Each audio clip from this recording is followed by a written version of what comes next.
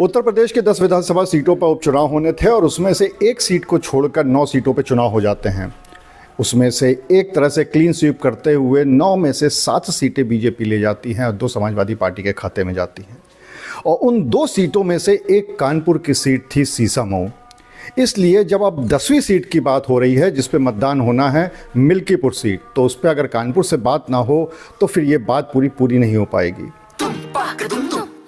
अरे श्रीमती जी, कुछ तो सस्ता लो, बचत करो। नहीं श्रीमान जी, सब बढ़िया लो, रहने दीजिए। इसमें क्या खास बात है? थोड़े में ज्यादा स्वाद, यही तो है इसकी खास बात। वाओ मामा, क्या स्वाद है। अरे मेरे राजा। प्रायोजक हैं cancer healer centre, new beginning. इसी पे बात करने के लिए हमारे साथ मौजूद हैं समाजवादी पार्टी के विधायक हसन रूमी। उनसे बात कर लेते हैं। रूमी जी, 9 सीटों पे उपचुनाव हुए थे, 7 बीजेपी के पास चली गई। दावे आप लोगों ने बहुत बड़े बड़े किए थे, सिर्फ 2 मिली, उसमें से एक कानपुर थी। अब मिल्कीपुर को देख के क्या लग रहा है, क्योंकि एक तरह से दोनों ही पार्टियों के लिए नाक का सवाल बनी हुई है, आप लोग के लिए भी और बीजेपी के लिए भी। देखिए, हमारे लिए तो हर चुनाव नाक का सवाल होता है और हर चुनाव हम लोग बहुत गंभीरता से लड़ते हैं। बीजेपी को अपनी साख बचाने के लिए, जिस साख से वो प्रदेश में मुख्यमंत्री बने हैं, जिस सरकार बनी है, जिस उससे, वही अयोध्या से, वहीं से इनकी पराजय शुरू हुई 2024 में। तो इनके लिए करो या मरो बहुत चुनौतीपूर्ण चुनाव माना जा रहा है। और अगर ईमानदारी से चुनाव जैसे सीसामऊ में हम लोगों ने करा लिया वैसे ही चुनाव हुआ तो हम लोग एक तरफा चुनाव जीत रहे हैं। बेईमानी कराएंगे तो हो सकता है कांटे से जीते। जीत हमारी 100% सुनिश्चित है। वहाँ के मतदाताओं ने लगातार कानून व्यवस्था को लेकर, लगातार जिस तरीके से प्रदेश के अंदर जो माहौल हो रहा है उसको देखकर ये फैसला कर लिया है कि मिल्कीपुर विधानसभा एक बार फिर समाजवादी पार्टी के खाते में जाएगी। आप लोग बेईमानी की बात करते हैं, लेकिन अगर बेईमानी की ही बात होती तो फिर आपकी 2 सीटें भी तो आपके खाते में गई। 9 में से 2 सीटें भी आपने जीती, कानपुर की सीट जीती, अच्छे खासे मार्जिन 8000 से ऊपर वोटों से जीत गए।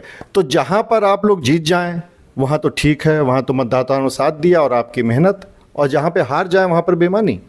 देखिए, मैं बेईमानी की बात नहीं कर रहा हूँ, मैं ये कह रहा हूँ कि ईमानदारी से चुनाव हुआ। बेईमानी तो उसका आपने विलोम निकाल लिया। ईमानदारी से मतलब ये है कि जो पारदर्शिता प्रशासनिक अमले को करनी चाहिए वो पारदर्शिता अगर उसने करी, अगर पार्टी ना बनी, प्रशासनिक दस्ते की कोई टीम, अगर चुनाव आयोग ने अपना पारदर्शिता से काम किया तो निश्चित रूप में चुनाव हमारे फेवर में। आपने अगर देखा होगा सीसामऊ विधानसभा में हम लोग ने अगर रणनीति ना बनाई होती अच्छी, हम लोग की रणनीति इतनी फूल प्रूफ रही, साबित हुई कि इन लोग अपने जाल में खुद उलझ गए। अन्यथा सीसामऊ विधानसभा में भी इन लोगों ने कोई कसर नहीं छोड़ी थी। हम 2 विधायक थे, पूरी पार्टी का संगठन था और पार्टी के तमाम नेता जो लोग आए उन लोगों ने, हम लोगों ने, सब लोग ने मिलकर जो रणनीति हम लोग ने बनाई उस रणनीति पे हम लोग सफल हुए। यहाँ का शासन प्रशासन हम लोग की रणनीति को भेद नहीं पाया और निश्चित रूप में वहाँ पर भी इसी प्रकार की रणनीतियाँ चल रही हैं। और उपचुनाव में ज़्यादातर देखा जाता है सरकारी चुनाव होता है ये, और सरकारी चुनाव अगर बिल्कुल एक तरफा सरकारी कर ले तो फिर वो कहीं ना कहीं प्रश्न चिन्ह लगता है। और हम लोगों का जो पीडीए का इस समय माहौल है, अभी मैं पीडीए की बैठक करके आ रहा हूँ, जो पीडीए में एक संदेश जा रहा है, लगातार पीडीए के लोग अपने आप को एक ठगा सा महसूस कर रहे हैं। 2024 में उन्होंने जिताया, उन्हें लगा कि हम सरकार बना लेंगे देश के अंदर। जिस तरीके से 2024 में उत्तर प्रदेश की कई लोकसभा सीटों में जिस ढंग से प्रशासनिक दबाव से जिस तरीके से सीट को इधर से उधर किया गया, ये पूरे देश ने देखा। तो ये उपचुनाव है और उपचुनाव में हमारा पीडीए तंत्र पूरी तरीके से लगातार अपनी रणनीति पे काम कर रहा है और हम जीतने की ओर बढ़ रहे हैं। और हम अभी देखिए वहाँ मिल्कीपुर में जिस तरह से एक बच्ची के साथ जो हादसा हुआ, तो ये प्रशासन क्या कर रहा है, शासन क्या कर रहा है। केवल शासन प्रशासन अपने चुनाव तंत्र को मजबूत करने के लिए, अपने आप को जीतने के लिए कोई भी प्रणाली को अपना रहा है, कोई भी स्ट्रेटजी अपना रहा है, जनता इसको समझ रही है। चलिए, हम बेईमानी शब्द का इस्तेमाल नहीं करते, ईमानदारी शब्द का इस्तेमाल करते हैं। 2024 में तो आप लोग लोकसभा चुनाव वहीं से जीत के आए हैं, अब वहीं मिल्कीपुर भी वहीं की सीट है, तो इसका मतलब कहीं ना कहीं ईमानदारी से सब कुछ वहाँ पे हुआ है।